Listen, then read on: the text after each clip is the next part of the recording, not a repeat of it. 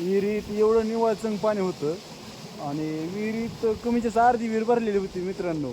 पण ही आपण नदी जात चालू केली होतं, भरपूर दिवसांनी नदीची मोटर चालू केली होती. एका जागा लिकीज झालं होतं, लिकीजामुळं पाणी लय खराब वाटतं.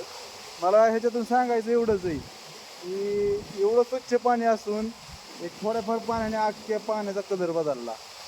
मला ह्याच्यातनं एक तात्पर्य काय सांगायचं आहे की तुम्ही किती चांगला असू द्या, तुमची जर संगत जर वाईट असेल ना, तुम्ही वाईटच ठरता. कारण की एवढी अर्धी विहीर फुल भरलेली, निवाळचंग पाणी होतं, काचवणी पाणी होतं. पण एवढी एवढी शेत घाण पाणी थोड्या अखेर कलर पाण्याचा चेंज झाला या. आता हळूहळू जरा पाणी जरा यायला लागलंय चांगलं.